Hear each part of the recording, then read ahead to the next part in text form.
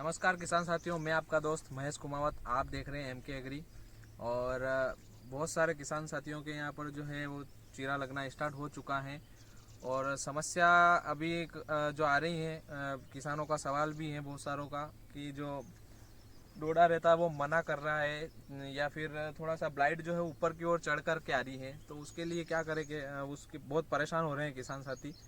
तो सबसे पहले ब्लाइट, ये जो मना करने वाली चीज़ जो रहती है उसमें क्या होता है कि जब ये जो डंडी रहती है इसकी, ये चौक हो जाती है। और ये इसके चौक होने का कारण रहता है सफ़ेद मस्सी। यदि कहीं ना कहीं किसी कारणवश इस पौधे के ऊपर या तो नीचे तने पे या पत्ते पर या इस डंडी पर कहीं ना कहीं अगर सफ़ेद मस्सी का अटैक है तो ये चौक हो जाएगी। यदि आप देखेंगे कि इसमें चीरा लगा रहे हैं तो चीर खुल आ नहीं रही है, दूध नहीं आ रहा है। लेकिन अगर पत्ता तोड़ के देखेंगे तो यहाँ तक आ रहा है। कहीं ना कहीं यहाँ पे जो है चौक रहता है डंडी, जिसके कारण से जो है वो दूध ऊपर की ओर सप्लाई नहीं होता है। तो उसके लिए आपको आप रेगुलर तो एक तो सफ़ेद मस्सी के लिए स्प्रे करते रहें। यदि आप सफ़ेद मस्सी का स्प्रे कर रहे हैं उसके बावजूद भी चीरे खुल करके नहीं आ रही है या इस तरीके से समस्या दिख रही है, तो सबसे पहले आप जो है प्लॉट को पूरी तरीके से 19-19 से धो दीजिए। 19-19 के साथ में आप बायोविटा लिक्विड में जो आता है उसका भी इस्तेमाल कर सकते हैं। इन दोनों को क्रॉस करके पूरे प्लॉट को एक बार वॉश कर दीजिए। और उसके बाद जब आप सफ़ेद मस्सी का स्प्रे कर रहे हैं तो उसके साथ में आप पोषक का यूज़ कर सकते हैं, ताकि जो मतलब पौधे के अंदर जो हार्मोन्स रहते हैं, 5 हार्मोन्स रहते हैं, उसमें से पौधे की जो हाइट बढ़ाने वाला या उत्तेजित करने वाला जो हार्मोन्स होता है उसका नाम जिब्रेलिन होता है। और उसको एक्टिव करने का काम करता है जिब्रेलिक एसिड।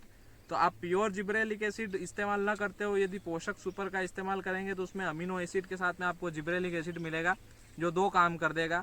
एक तो जिब्रेलिन हार्मोन्स को एक्टिव कर देगा ताकि जो पौधे के अंदर दूध वगैरह रहता है वो ऊपर की ओर आए, और दूसरा अमीनो एसिड की वजह से वो थोड़ा हरेपन पर रखेगा। ये चीज़ें उसके साथ में सफ़ेद मस्सी के लिए आप रेगुलर इस्तेमाल करते रहें। यह बहुत सारे किसान साथियों ने अभी एमिस्टार टाप, नेटियो वगैरह का स्प्रे किया है।